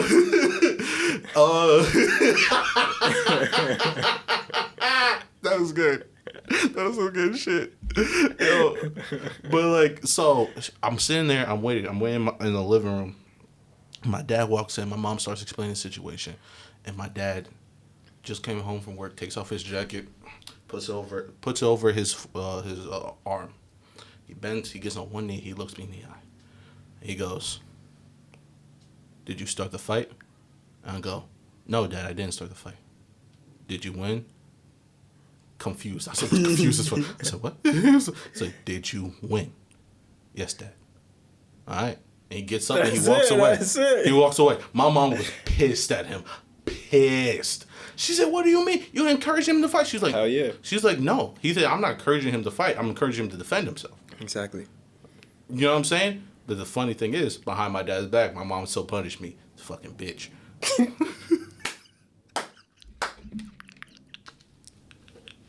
That's crazy. I both did and did not see that coming. Nigga, I can't stand that. Nigga, that was some bullshit, bro. Bro, I legitimately was just defending myself, and she punished me for that. That's some bullshit, man. Ooh, deep-seated anger. Deep-seated anger. Oh, and I want to teach the importance of nutrition. Like I'm so serious. I want to have like my own actual farm. I do have a question. Actually, on my middle school I had that. That's what I want. I want like a legit farm. The kids are gonna be able to see it. They got ask questions. My middle school had that. There's gonna be a small class, but if they don't bring in lunch from school, they're gonna see the actual fresh meals from our fresh produce that we're making. Yeah. I want to educate children on the importance of being nutritionally literate. Yeah, you should know what the fuck is going in your system. Yeah, my middle school did that. That was actually awesome. That was really cool. What was I gonna say? Oh, what's the grade range for this hypothetical school? Well, what like in your ideal, obviously. Ideally, hypothetically, it's on a campus. It's on a campus. It's the high school section is going to be separated from the elementary school, but I basically want to have it from pre-K to like 3rd or 4th grade-ish. Okay, so essentially this would be like K through 12, but like just different buildings. Yeah. Okay, got you. Yeah. Got you. Okay. Essentially. Okay, that's cool. Now I just wanted to know like the range for this. Yeah. That was pretty dope. That's what I would want, and the high school, there would be an option for dorming. Really? Yeah. I think it's important. If Interesting. you can teach them from young how to accept responsibility, but be exposed to freedom. Here's my thing. I believe, because I think having the option is good. However, I believe too many people put too much on a school to teach something that their parents should. Yes. You know what I'm saying? Yes. And I think Yes. I think not that having the option is bad, but I think that starts encroaching on the things that parents should be teaching their kid. Yeah, like what I mean. Okay, so the K through 3. Yeah, I get what you mean. Is 100% not boarding. No. I get what you mean. Like at high school. Yeah, I got you. But my point for that specifically is, if you're coming to my school, right, I'm gonna trust that your parents are at least somewhat decent people, because for them to know of what I'm teaching, they have to acknowledge that this is good practices. Right. So they have to be somewhat decent human beings. That's one. 2, I would believe that the teachings that are going on in my school, and for how I want it to be, that even if your parents aren't that good, you still have some type of foundation and base. Okay. And I'm just gonna trust that. Right. The last thing I want to do is be one of those people who's like a correction officer. Correct. And always trying to put the people back in line. Correct. I mean, but no, I want them to experience. Here's your freedom. Right. You have the fundamentals. You know what you know. You know what to and what not to do. Mm-hmm. Display what you're capable of doing. Correct. Because I also want there to be like an entire media department. I want there to be like a whole arts department where there's just huge graphic walls. Right. And I want them to express themselves. Because I think that's something that we're seeing a lot being brought back into today. Right. Is people who weren't allowed to express themselves. Right. They now finally have an outlet too, and because they don't know how to properly do it, mm-hmm. It's chaotic. I agree. It's very chaotic. I agree. For me, I guess my point is not that I have a problem with the school. Right. Is that they're like, oh, why aren't you teaching my child this, and this? I'll tell them. You know what I'm saying? I would love those conversations because I've thought about all of that too. Right. And it's very simple. I would show them, here's a plan of our academic structure. It explains why we teach the things we teach, why we structure everything we do, and if you don't like it, you're more than welcome to take them out. Yeah. I'm willing to refund your last month's tuition. I'm not going to deal with people's bullshit. No, 100% I agree with that. But what I mean, last month's tuition. Because it will be a monthly tuition. Okay. Yeah, because I don't need your money. Right. That's I want them to know, before you even ask for a refund.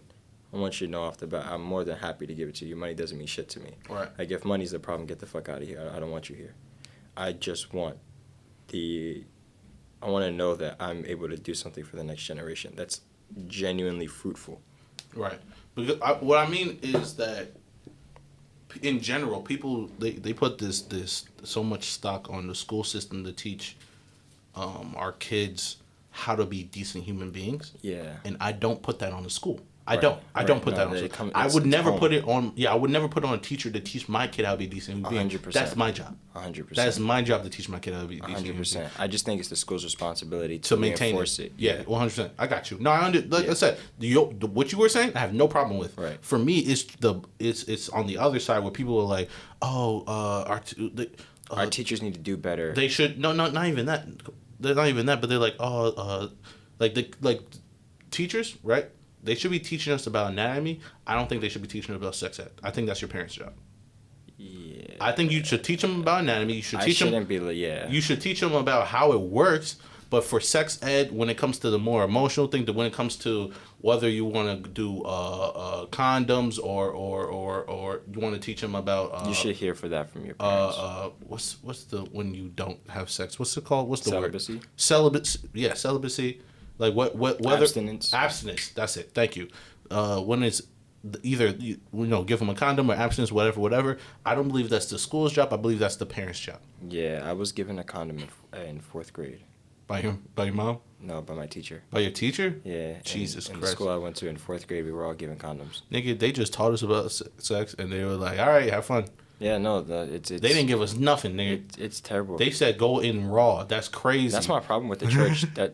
With the church is yes, they don't talk about sex. I That's agree. something that should 100% be talked about in I front agree. of teenagers. We were actually shouldn't be afraid of that. We were actually really blessed in that aspect where we actually did have that thing about sex. Luckily, I was blessed where I have the opportunity of a very open relationship with my parents. Yes. So Yes, I agree with we're that. more than willing to communicate about anything together. But I do remember that in our church, that we spent like a month.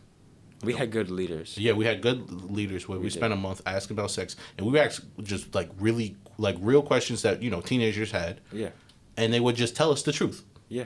They would just tell us the I truth. respected that. And they weren't like, oh, and you and having sex is a sin, yeah. and you should wait till marriage. They didn't just do that. No, they were like, listen, sex is freaking great, guys.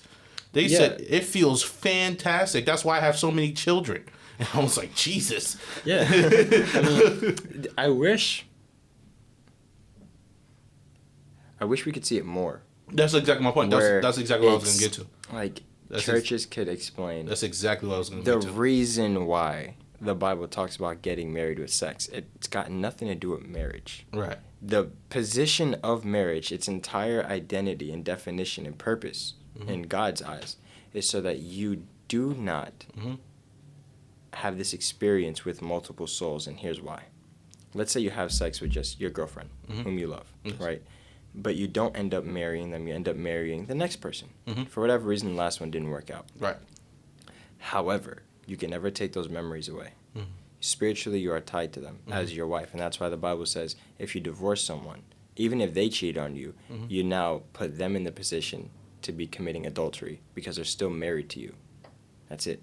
Anybody you have sex with, you're still kind of married to them. You can never take that experience away. Right. You gotta ask anybody who's ever had sex, regardless of if they remember the girl or guy's name, regardless if they remember it was good or not, they definitely remember it though. They still remember something from there, and it's there, and it's stuck with them. Right. Period. Right. They can't take that away. And that's why it's like, look, if you're really gonna do that, don't get it twisted. That shit is amazing.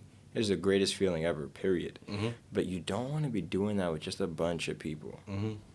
Like, that's just something you can't take away. You can't take that back. Yeah, it's like something special. Yeah. That should be shared between. And it shouldn't be so taboo, though. I just don't get why it's so taboo. I agree with that. I agree. I feel like it's just sex. Yeah, the church should. It's like, church, you should be the one talking about it the most. You know? Like especially since it is such a big thing, especially in society where we feel like everything is pornographic. Yeah. Then explain it in the right way. Exactly. If you feel like everything is pornographic, if we feel like we live in a age where everything is sexualized and all that stuff, then you need to explain what sex is in the right context. Sex is easier to talk about than tithing.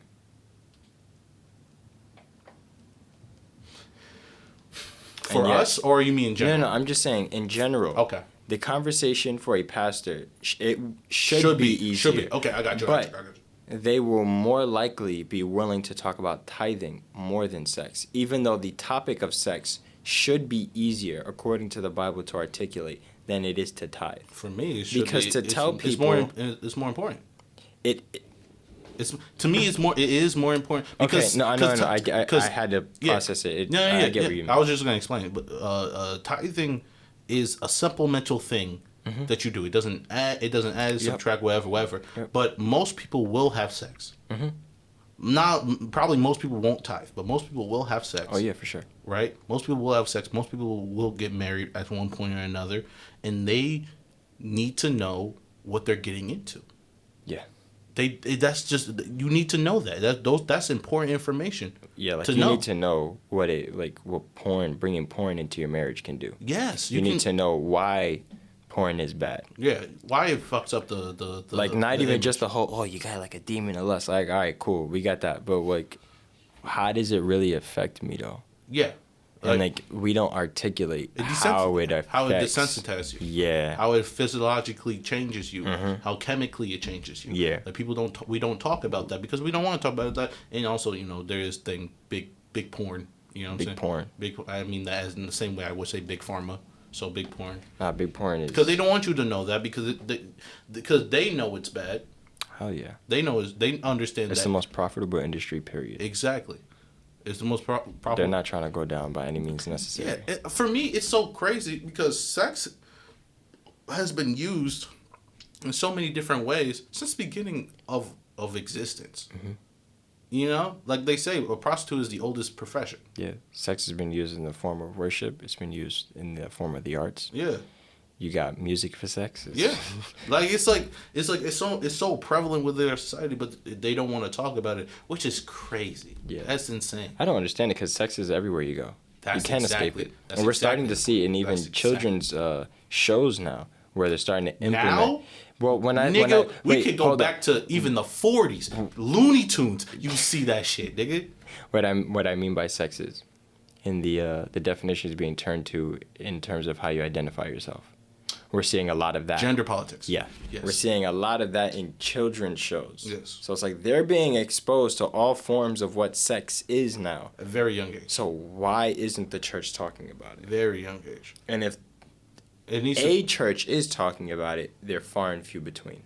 Yes. I agree. Our church talked about it. Yes. But it wasn't. I feel like it's not consistent enough. It's not consistent. But they did. But I do appreciate that. I do appreciate the fact. But it's not consistent enough for like each Yeah. Because you know it turns over. So like I got my answers, but what about the generation after me? Yeah. You know what I'm saying? I know. Shout out to Pastor Mike Todd of Transformation Church. Yeah, Pastor Mike Todd of Transformation Church.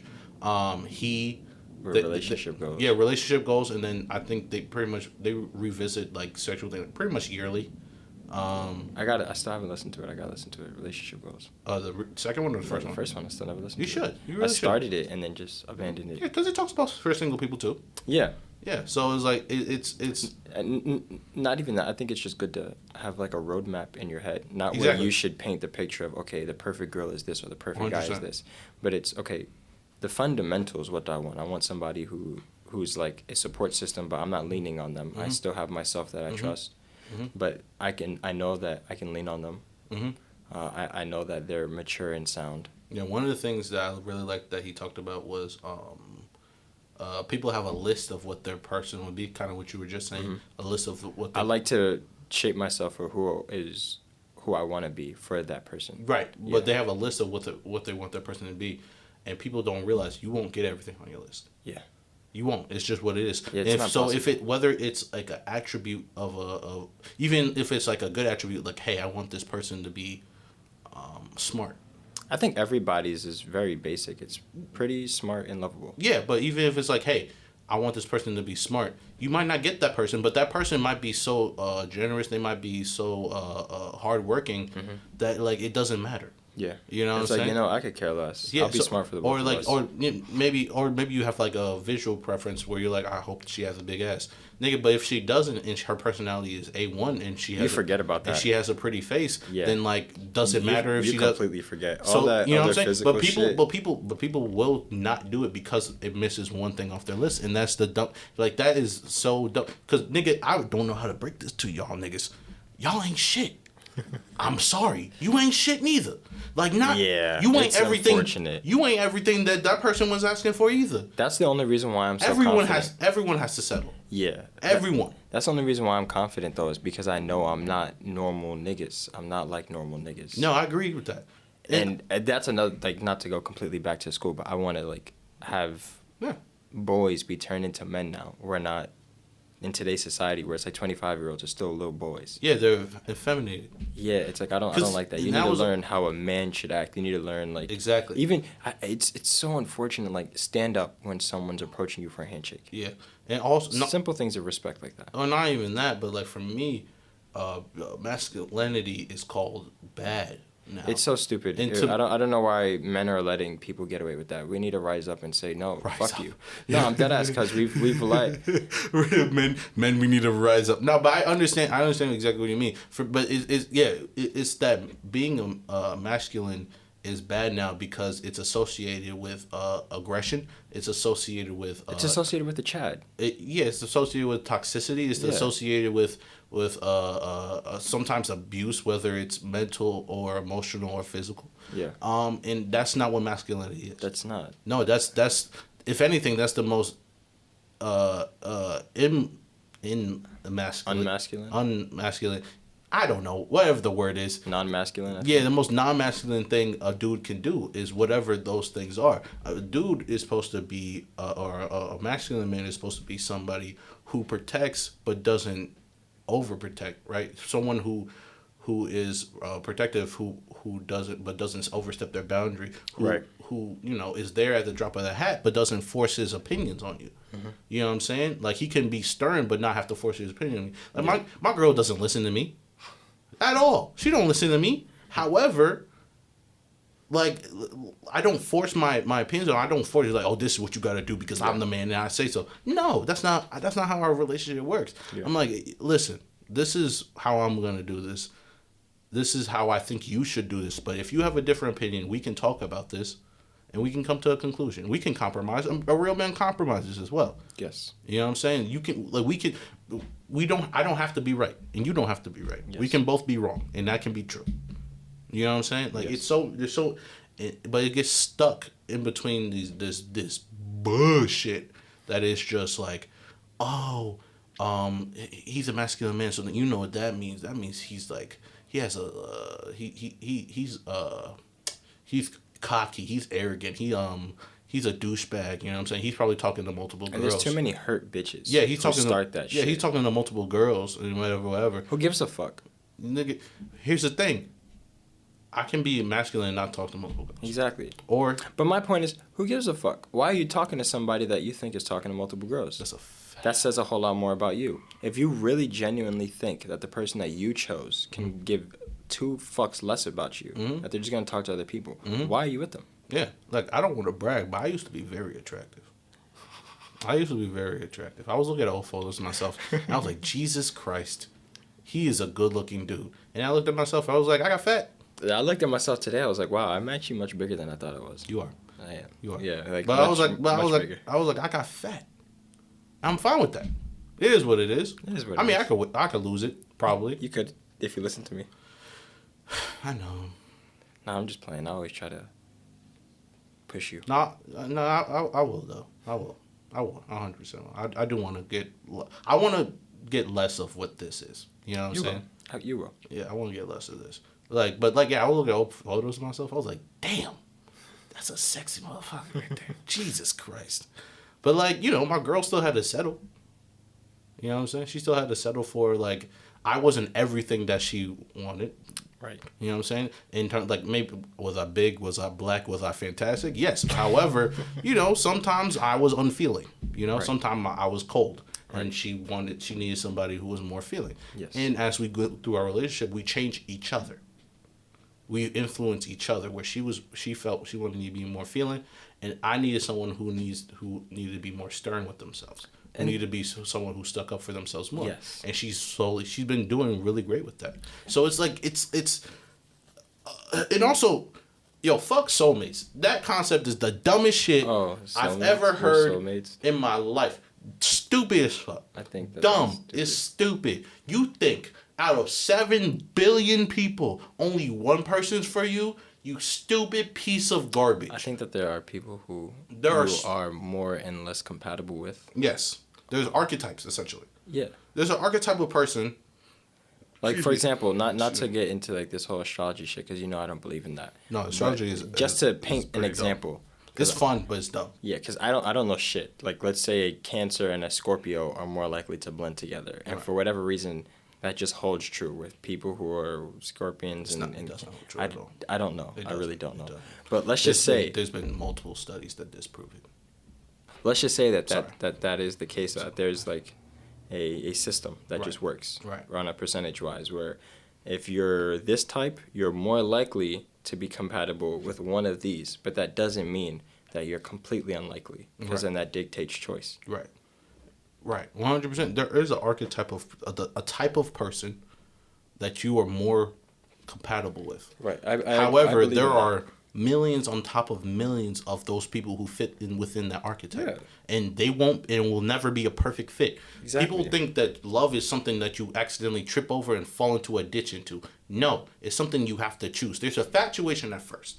There's something that attracts you at first, and that's a physical attraction, which is fine, which is cool, which is great. But as you got to know that person and you start to grow, and you're like, wow, this feeling's growing, that's still infatuation. Love is when you choose, hey, this is gonna be the person I choose. Yeah. This is the person, you know what? This is it. This is what I decide. That's love. Yeah. This is the person I'll sacrifice for. That's love. And there's a difference between infatuation and love. 100%. And people, here's the thing. Infatuation isn't bad. It's not. It's not a bad thing. It's just not love. Exactly. And I'm tired of people mixing those two things up. It's not love. Bitch, you just horny. Yeah, that's it. That's why post-nut clarity is a serious thing. 100%. It really is. Whether it's a guy just had sex or just masturbated. After that nut is done, it's where we're like, what was I thinking? Yeah. Was my horniness really strong? Clouding my judgment? Yes. Like the answer is yes. The answer was yes. Which is why bitches need to stop giving it up so easily, because we don't know what we want. Guys, we have no idea what we want. Girls don't know what they want either. They think they want somebody strong, but they want somebody soft. And when they get that somebody soft, they're not strong enough. Yeah. So it's like... People have no idea what they want, so don't think that you know exactly which person you want. Don't try and do that. You'll never get what you want. Man, It's impossible. you know what was crazy? It was crazy that I was watching a Netflix special. Bo Burnham. It's one of his older ones. He just released a new one called Inside, but it's one of his older ones. I think it was Make Happy. Mm. And in it, he sings a song. He's like a comedian, but he does like music, like comedy music. Okay. And he was like, but in it, he had a song, and one of the lyrics was, essentially the song was about how everyone wants this perfect person. Mm-hmm. And he'll do it. He's like, for girls, he's like, girls want this tough guy, this nice guy, the good nice guy, the bad guy, whatever, good nice bad guy, whatever. And he's like, you may think that this person only exists in your mind, but guess what? You're right. You know what I'm saying? Oh yeah, no, I have seen this. Right? Yes. And then he did the other one for the guys. He was like, you may think that this girl only exists in your mind, but guess what? You're wrong. But too bad she died last week. And I was like, damn. Right? But then there was one lyric that he says where he was like, just grab a girl who's nice and love her. Yeah, that's it. Like, nigga, if the personality, if you guys agree on morals, if you guys agree on ideals, if you guys agree on things that actually matter, like the fundamentals of ideologies, yeah, then everything else doesn't matter. Yeah, bro. Me and my girl, we do not like the same things. We don't like the same things. But that's what makes the adventure fun. Exactly. And we're losing that. I do not need some chick who likes anime. I don't need that. That's not a necessity for me. I want to grow with a person. Yeah. And her liking anime doesn't mean shit. Exactly. This is my hobby. Oh, you watched Akira? Good for you, bitch. I don't care. Like, that doesn't matter. Like, okay, sure. Oh, we both watched SpongeBob as a child? How quirky is that? Yeah, like, it's cute when you have some of the same interests, but it's not cool. Necessary. Yeah, it's cool, but it's not necessary. Exactly. If you guys agree on the fundamentals of where ideal, you guys agree on morals, you guys agree on striving to be better people, that's more important. Okay. And you can work through that. If you guys agree that once we're in this relationship, I'm not giving up on you and you're not giving up on me, and then you both agree on that, then you can work through anything. That doesn't matter at that point. Exactly. If you agree to be intentional about loving each other, then it doesn't matter. You guys can work through anything. So this bullshit that is like, oh, I need someone who's interested in the things I'm interested in, and they love the things I love, and he doesn't like Taylor Swift. Oh man, I can't get with him. Bitch, Taylor Swift don't even know you. But I think that's the problem though with our access to entertainment. Is the more we're entertained, we don't need that entertainment for adventure in our mundane life. I don't agree. I think it's the opposite. But I think it's the opposite. I believe the reason why I say that is if you look at the percentage of people who are getting into relationships and how long they last, the turnover is ridiculous. Yes. But that's because they're not looking for an adventure. They're looking for one specific thing, sure, and that's to fuck. It's just a quick nut. Right. But in terms of an adventure, relationships are not easy. That shit is an emotional roller coaster. Correct. But it is most certainly an adventure, especially if you are doing it with the right person. Right. who they might not have the same hobbies, but y'all are compatible. Mm-hmm. They have a good foundation, Mm-hmm. and you have a good foundation. Mm-hmm. You're in for a fucking ride, Mm-hmm. for sure. But because of that huge and drastic turnover, people, they don't even know what to look for anymore. It's like, why do I need to what's the word I'm looking for? Why do I need to get my source of entertainment from this one specific individual when I have thousands of choices to choose from? Correct. Where before they didn't have that much to choose from. It's like, I've got a couple things I could choose from. Right. But I don't have so much where a relationship doesn't even exist in my mind. Right. I could, with the advancement of VR, I can be with anybody I want in a fake world and then go back to my real job. Right. Because I do not have the mental capacity for a relationship. Right. I don't have the bandwidth for that. And if the little bit that I do, okay, I can use it watching a sad-ass movie. Right. That's it. I mean, I see what you... That's what I mean, is the access that we have of entertainment Right. is taking away from the entertainment you get from being adventurous. Because before, most people didn't just go, yo, you want to fuck? Like 30, 40, 50 years ago. Right. They had to try some shit. Right. They had to try to be creative. Mm-hmm. They would go and do daring stunts or daring things. They Right. had to be, because it's like, what else am I going to do? There's not much I can do. Because even if I don't get this girl, I still need something to do. But I agree with you, and I think you are on to something, but I think it's more so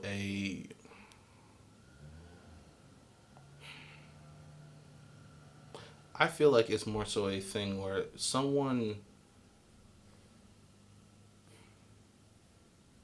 I'll say this. If you're out there just trying to get a nut, right? Just trying to fuck. Just trying to beat a squirrel from Ice Age. Just exactly, try to be the squirrel from Ice Age.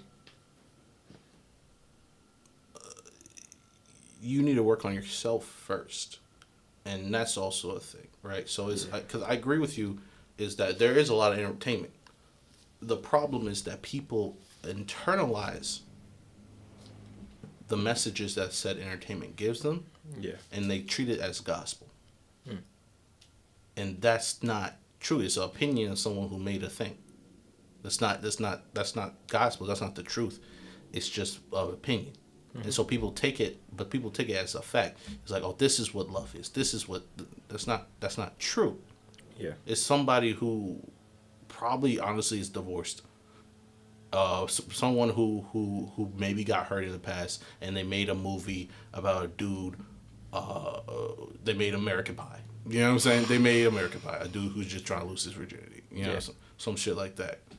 But that's not, that's not what it is. That's not what it's about. It's more complicated than that.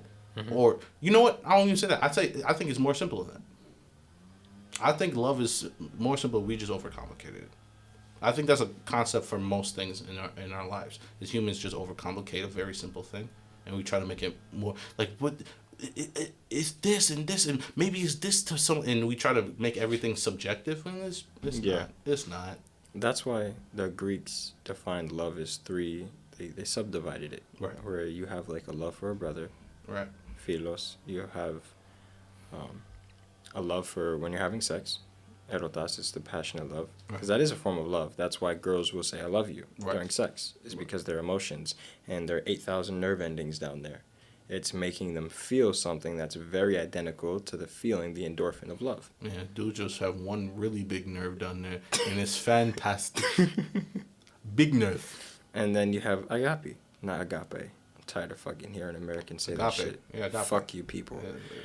Agape, which is the sacrificial love. Yeah, you know, I don't have that love for everybody. Yeah, agape. I have agape love for. Yeah. You know, like I would sacrifice myself for you, for like, my brother. Agave love, yeah. You know, the sweetener, agave.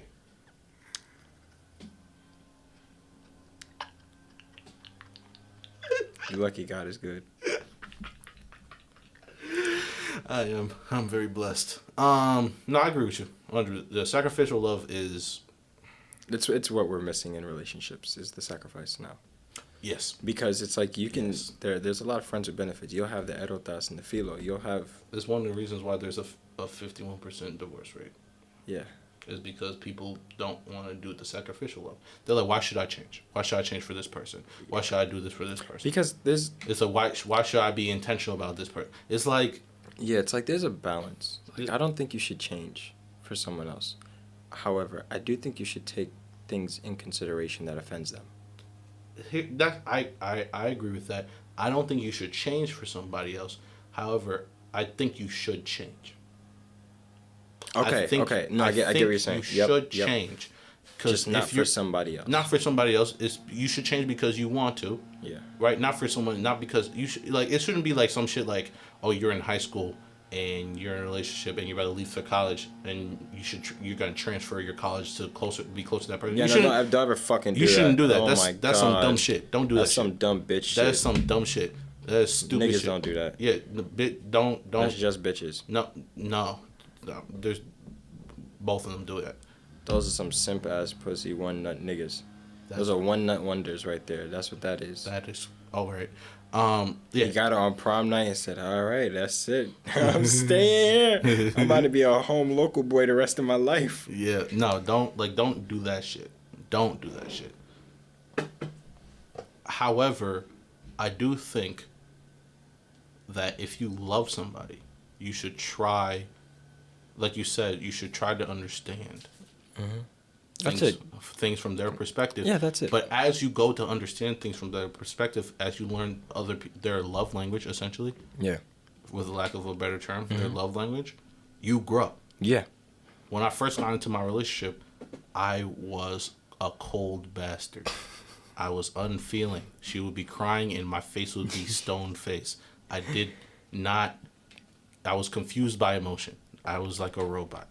Well, I don't blame you. I don't know what I'm supposed to do when a girl's crying at me. Am I supposed to smile? Or? Comfort, I guess. Yeah, like that's what I'm saying. Like, what do they expect us to actually do? Like, I'll hold you, yeah, but... Yeah, hold it, be like, hey... Are you expecting me to cry with you? No, I'd be like, hey, what's wrong? Like, you don't need to cry with them. But I was just stone-faced. And I was just like, all right, what's happening? Oh, that's what you mean. You know what I'm saying? I didn't do nothing. But as I got to learn her love language and that she needed things like, oh, she needs to hear I love you. She needs to hear words of affirmation. She needs to hear like all those things. Got you. I changed over time. Now I cry at movies, and I never did that before. But I don't remember words of affirmation being on the bitch level. Huh? Haha. Funny. Nah, but like that is something I changed over time because not that I necessarily changed for her, but I did but it was a certain sacrifice that I had to make where I was like, I'm not really comfortable doing the worst affirmation, but I'll try.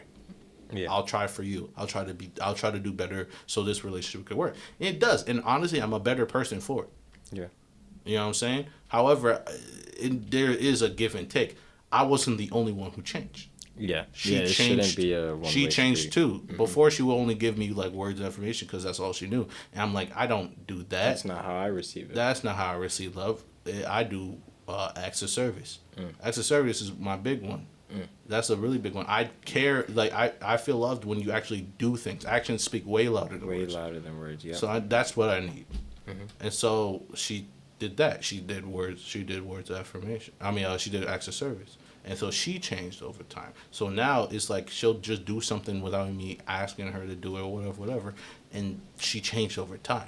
Yeah. She's more action oriented, or becoming more action oriented, and that's our influence on each other. Right. But we necessarily wasn't like, oh, I'm gonna change for this person. Yeah. And it was also a selfish thing because we knew we both were committed. Which is good. Which is that's the important that's thing. The litmus test. Yeah. You know what I'm saying? That's like the first thing you need to understand about your partner. And that's why I think sex is so important. Why you shouldn't have sex in a relationship. It's because wait, what? You shouldn't have sex in a relationship? What? Well, until you're married. Oh, okay. Gotcha. Well, like I'm not for celibacy because of religious pretexts or purposes. I'm for celibacy under the truth that having sex first ruins it. Like there's like, all right, the chase is over. The adventure is over. It's like, do I really still need to be here? Like, I got the goods. Mm. You should get the goods after you've cultivated, because that's when it's really good.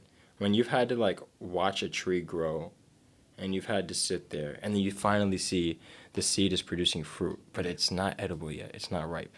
And then you're watching it get there, and you want to get it. It's just not ripe yet, though. Yeah. Versus you going by a tree and you just take the fruit. You can't appreciate it. Yeah. You're like, damn, this tastes sweet. It tastes good, but then you just keep going. Yeah. And you go to the next fruit. Yeah. But if you actually fucking sat there from ground zero and day one from a fucking seedling and had to wait years for that bitch and watched it grow from a little sapling all the way to a tree and then it bears fruit, yeah, you're not going to abandon it. No. That's what we're missing in relationships is the journey. You fucking stick that journey through before you taste some of that fruit, yeah, you're going to be a gardener for life. That's a fact. That is a fact. I am trying to make a whole farm. The farm is my seed, my children. He said, wow, the ground is real fertile, huh? Nah, there's a thing. There has been a certain thing, especially with me recently, where I've been feeling a lot of different pressure of getting married. And I'm trying not to let it happen. Trying to get to me. I've heard a couple implications. Yeah, because I'm just like let it rock. It'll happen when it happens when they're ready. Yeah, because not unfortunately, it's actually pretty cool. But we're in a type of community where people get married mad young. Like people have been getting married like mad young, and because they got married young, they look at you. They're like, oh, so you can do it too. When are you getting married, nigga? The place you live is so low. And in like the price of living in where you live is so low. It's so easier. It's so much easier. It's not the same. Yeah. We got different struggles. I am here. Yeah. I cannot afford an apartment the way you can afford an apartment. That's not how this works. Yeah. You know what I'm saying? Like it's. So for me, I have been feeling pressure, but I'm trying not to let it get to me because I know it's not time yet. I know it. I know it's not time yet. That's it. You'll know when you know. That's exactly. It. But it's been multiple sources where they're like da da da, and I'm like, yeah, bitch, I already know I want to marry her. Like it's not. I'm so sorry you have to deal with that. You're not helping by saying, oh, when is it gonna happen? You'll get the invite. Calm down. Nah, but like you won't. You'll see it on Facebook. You'll see it on Facebook. Calm down. You know what I'm saying? Like. If you harass me about when I'm gonna get married and you're not chipping in for the marriage, you're not invited. That's a fact. That's it. That's a fact. Unless you're part of the people who's gonna be chipping in, right? You're not invited. Yeah. Don't ask me when I get married. Yeah. Anyway. Sorry that you got to go through that. That sucks. It does. It's so annoying. It's very annoying. It's just frustrating. It's like, yo, just leave me alone. You know what I'm saying? Just leave me alone. We don't need to do any of it. Just shut up. Say please. Just shut the fuck up. Throw a book at their face. It's like, jeez, just shut up. Just leave me alone. We don't have to do this whole thing where, like, you probably be like, oh, but, like, you guys can do this, and it's not time yet. I'm glad God got you married at 18, but that's not me. I'm like, niggas don't understand. I'm 22. Nigga, that's young. You know what you should do? The next time somebody asks you when you're getting married, ask them when are they getting a divorce. I was gonna say when is your funeral? I don't think they would know.